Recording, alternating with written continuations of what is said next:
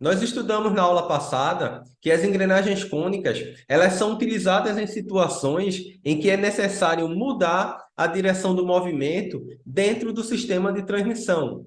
Nós iremos hoje aprender a calcular os ângulos do cone primitivo, tanto do peão como da coroa, de um par de engrenagens cônicas. Também vamos calcular a geratriz relativa ao diâmetro primitivo, também chamada de comprimento do cone primitivo. Vamos nessa? Olá, pessoal! Estamos de volta ao nosso curso. Vamos continuar aí falando das engrenagens cônicas. Na aula passada, nós vimos que esse tipo de engrenagem é utilizado para transferir movimento entre eixos não paralelos, geralmente formando 90 graus. Hoje a gente vai fazer um exemplo cujo ângulo entre eixos é 80 graus, ok?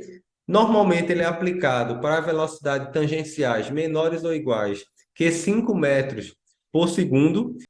Normalmente as engrenagens cônicas de dente reto são utilizadas onde não se tem uma preocupação exagerada com a questão do ruído, ok? Hoje, nós já vimos essa figura na aula passada, onde fizemos um exemplo com ângulo de 90 graus, ok? Se você tem dúvida sobre as engrenagens cônicas para fazer esses cálculos e ver alguns elementos básicos, volta lá e assista a nossa parte 1, ok? Que está disponível na playlist de engrenagens. Hoje nós vamos ver que esse tipo de engrenagem também é utilizada para ângulo entre eixos menores que 90 ou maiores que 90 graus, ok? Iremos determinar delta 1 e delta 2, onde delta 1 é o ângulo do cone primitivo do peão e delta 2 o ângulo do cone primitivo da coroa. Vamos também determinar o RA, que seria igual a L. Alguns autores chamam de comprimento do cone primitivo ou geratriz relativa no diâmetro primitivo, ok? Vimos também na aula passada essa fórmula, que a tangente de delta 2 é Z2 sobre Z1, ou seja, a nossa relação de transmissão, quando o ângulo entre eixos é 90 graus. Mas hoje nós vamos deduzir uma fórmula para quando ele é diferente de 90 graus. E vai valer tanto para menor que 90 como para maior que 90. Lembram dessa relação que o número de dentes da coroa dividido pelo número de dentes do peão é igual ao seno de delta 2 dividido pelo seno de delta 1, onde delta é igual a delta 1 mais delta 2, que vem dessa relação aqui que nós deduzimos na nossa aula anterior. Nós vamos pegar essa primeira parte, que é Z2 sobre Z1, igual a seno de delta 2 sobre delta 1. Observe que quando delta é 90 graus, temos aqui que Z2 sobre Z1 é a tangente de delta 2. De onde veio isso? Porque nós temos aqui que o seno de delta 2 dividido pelo seno de delta 1. Mas por essa relação, delta 1 é 90 menos delta 2. E o seno de 90 menos delta 2 seria o cosseno. Cosseno de delta 2. Então, se a gente divide o seno pelo cosseno, seria a tangente de delta 2 quando o ângulo é 90. Mas hoje a gente vai trabalhar quando o ângulo é diferente de 90, para um caso mais genérico. Então, nós temos aqui o seno de delta 2 dividido pelo seno de delta 1, que se a gente passa o delta 2 aqui para o primeiro membro, fica o seno de delta menos delta 2, que seria o delta 1, ok? Então, ficamos aí embaixo com seno de A menos B, que vocês já viram no ensino médio, que o seno de A menos B é o seno de A vezes o cosseno B, menos o seno B vezes o cosseno A. Tem até aquela poesia, né? Minha terra tem palmeiras, onde canta o sabiá. Seno A, cosseno B, menos seno B, cosseno A. Nós vamos utilizar essa fórmula aqui no nosso exemplo, onde A é delta e B seria delta 2. Então, ficamos com seno A, cosseno B, seria seno delta,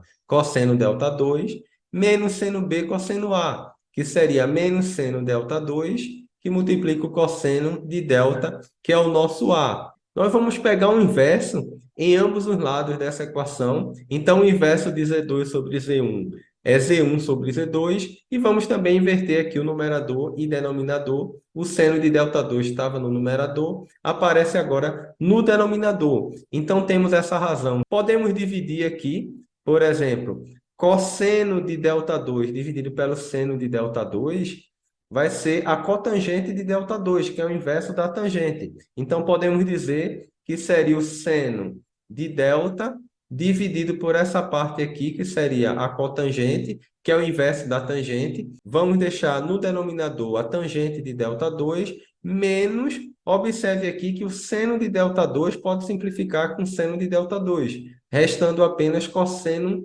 de delta. Então, essa relação aí vai ser bem importante para a gente. Podemos ainda simplificar, porque a gente sabe que Z1 sobre Z2, vamos passar aqui o menos cosseno de delta para o primeiro membro, então vai ficar mais. Então, temos Z1 sobre Z2 mais cosseno de delta igual a seno de delta dividido pela tangente de ΔH2. Nós vamos isolar aqui nessa equação a tangente de ΔH2, a gente faz meio pelos extremos, vamos ter esse produto, ok? Tangente de ΔH2 que multiplica C1, C2 mais cosseno de delta, e vamos dividir aqui o seno por esse produto, que ele vai passar dividindo. Então, ficamos aí que a tangente de ΔH2 é o seno de delta dividido por essa soma, ok? Z2 por Z1 mais cosseno de delta. É válido quando delta é diferente de 90, mas também vale quando delta é igual a 90. Observe que quando é 90, nós já temos aqui que a tangente de ΔH2 é Z2 sobre Z1. De onde vem isso? O seno de 90 graus, nós sabemos que aqui é 1, ok? E o cosseno de 90 é 0. Então, ficaria 1 dividido por Z1 sobre Z2, que seria o inverso. Logo, a tangente de ΔH2 é Z2 sobre Z1. Vimos também na aula anterior que se nós queremos calcular a tangente de ΔH1, é só fazer Z1 dividido por Z2, ok? E aí, com o valor da tangente, a gente pode fazer o arco tangente e determinar o ângulo, como vamos fazer no exercício a seguir. Nós vamos considerar aqui o número de dentes do peão, 24, o número de dentes da coroa, 48, o módulo dessas engrenagens é igual a 4, com ângulo de pressão de 20 graus e um delta igual a 80 graus. Então, observe que o ângulo entre as engrenagens, o delta aqui, é um ângulo menor que 90. Nós vamos começar esse exercício calculando a relação de transmissão, que é dada por Z2 dividido por Z1. O nosso Z2 é 48 dividido por 24. Ficamos aí com I igual a 2. A partir da relação de transmissão, nós podemos determinar o ângulo do cone primitivo da coroa, inicialmente, ok? Observe que nós já temos o valor de delta e já temos aqui Z1 dividido por Z2. Observe que a relação de transmissão é o inverso, é Z2 por Z1. Então, vamos pegar o inverso de 2, que daria 1 sobre 2, que é igual a meio. Se você divide aqui 24 por 48, vai dar meio. E delta é igual a 80 graus. Com o auxílio da tua calculadora científica, você vai tirar o seno de 80, que é igual a 0,9848 aproximadamente. 24,48 é igual a meio.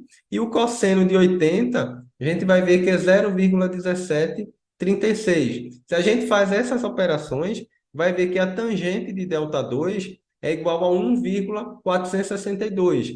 Por isso que eu deixei aqui em destaque a tangente a menos 1, que é o arco tangente. Ou seja, qual o ângulo cuja tangente é 1,462. Então, em geral, na calculadora, a gente aperta a tecla Shift e a tecla aqui que está embaixo, que é a tangente a menos 1 desse valor, e vamos obter aí um ângulo de 55,63 graus.